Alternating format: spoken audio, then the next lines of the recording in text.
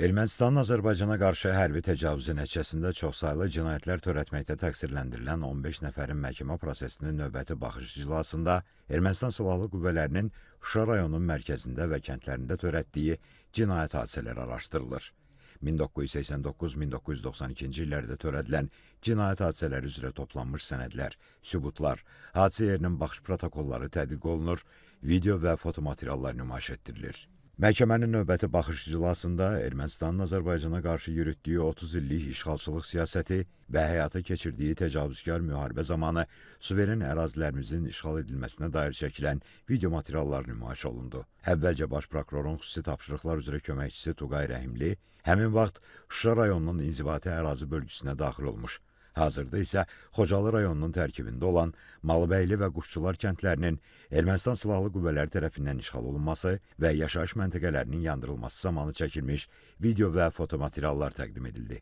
Nümayiş olunan dəlillərdən biri isə Ermənistan Silahlı Qüvvələri tərəfindən Azərbaycanın Şuşa şəhərinin işğal əməliyyatına rəhbərlik etmiş dırnaqarası komandası ləqəbli general-mayor Arkadi Tertadevosyanın işğal prosesi və orada iştirak etmiş şəxslər barədə qeydlərinin əks olunduğu video materiallardan hissələr idi. Burada Şuşanın işğalına hər tərəfli hazırlıqdan, şəhərə hücum planlarından bəhs edilir. Qeyd olunur ki, Şuşaya hücumdan əvvəl bu barədə həmin vaxt Ermənistanın müdafiə naziri olmuş Vazgen Sarkisyana məruzə edilib.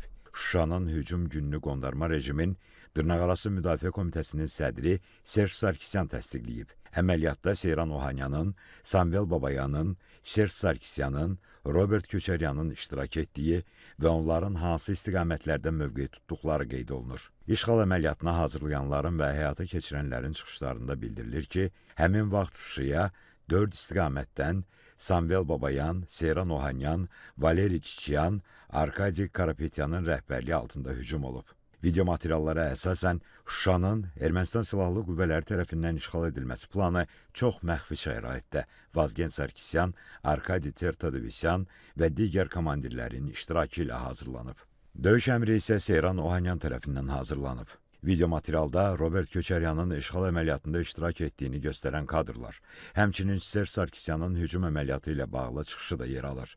Qeyd olunur ki, Şuşa şəhərinin işğal olunmasına dair hücum əməliyyatına Ermənistan Silahlı Qüvvələrinin həmin vaxt baş qərargah rəisi olmuş Gurgen Dalibaltayana məruzə edildikdən sonra başlanılıb. Video materiallara əsasən Ermənistanın Şuşanı işğal etməkdə məqsədi həm də şəhəri yeriyən həşəratlar adlandırdıqları Azərbaycanlılardan təmizləmək olub. Mayın 8-də gecə saatlarında əməliyyatın başlanması əmri verilib.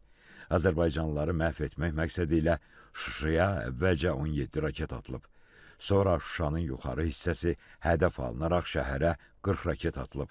Hücum əməliyyatı həyata keçirilən zaman komandan Arkadi Tertadevosyan, qərargah rəisi Tele Qozaryan, artilleriya rəisi Gurgen Balasanyan, kəşfiyyat rəisi Vaçaqan Hayriyan, Artur Tabasyan, Zori Balayan və digərləri orada olub. Bundan başqa vurğulanır ki, şəhərin işğalı əvvəlcə aprelin 24-nə planlaşdırılıb.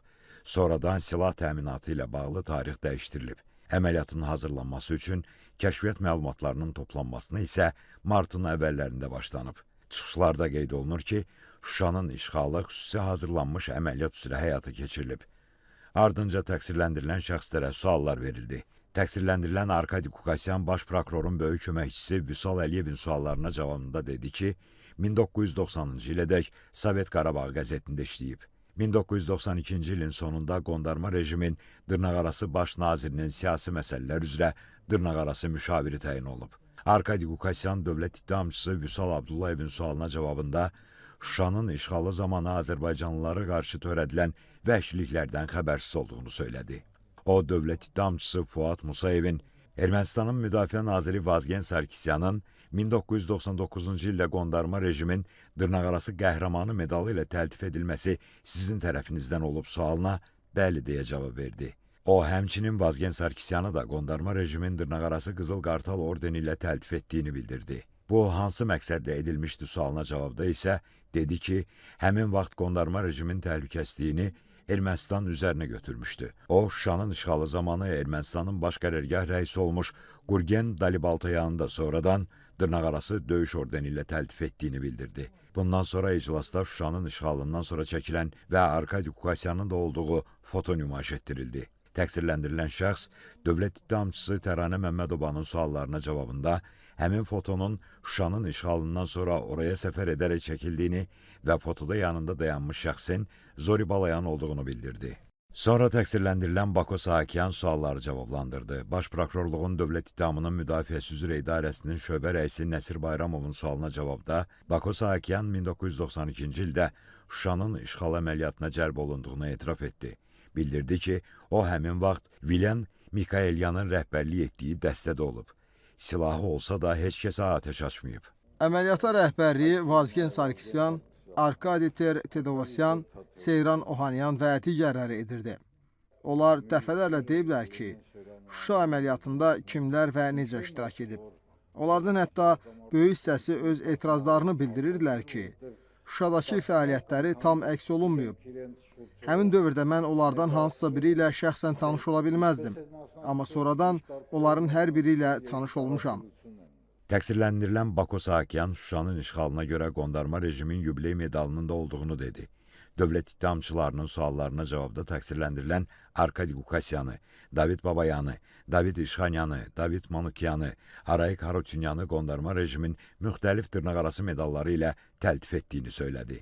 Məhkəmə prosesi mayın 1-də davam etdiriləcək. Bakı Hərbi Məhkəməsində hakimlər Zeynal Ağayevin sədrliyi, Camal Ramazanov və Anar Rızayevdən ibarət tərkibdə keçirilən məhkəmə iclasında zərər çəkmiş şəxslərin bir qismi, onların hüquqi varisləri və nümayəndələri də iştirak edirlər. Qeyd edək ki, Ermənistan dövlətinin, onun dövlət qurumlarının vəzifəli şəxslərinin, hərbi qüvvələrinin və qanunsuz silahlı birləşmələrin bilavasitə rəhbərliyi və iştirakı, şifahi yazılı qaydada verdiyi tapşırıq, göstəriş və təlimatları, maddi, texniki, şəxsi heyətlə verdiyi dəstəyi, mərkəzi qaydada idarəçiliyi əsasında, eləcə də ciddi nəzarət altında Azərbaycan ərazisində daxili və beynəlxalq hüquq normalarına zidd şəkildə Azərbaycana hərbi təcavüz etmək məqsədi ilə yaradılmış, həmçinin Robert Köçəryan, Serj Sarkisyan, Vazgen Manukyan, Vazgen Sarkisyan, Samvel Babayan, Vitali Balasanyan, Zori Balayan, Seyran Ohanyan, Arşavir Qaramyan, Monte Melkanyan və digərlərinin rəhbərliyi, bilavasitə və dolayı iştirakları ilə Ermənistan dövləti, o cümlədən sözgedən cinayətkar birlik tərəfindən aparılan təcavüzkar müharibənin gedişində törədilmiş çoxsaylı cinayət faktlarına dair cinayət işi üzrə 15 nəfər erməni əsilli təqsirləndirilən şəxs ittiham edilir.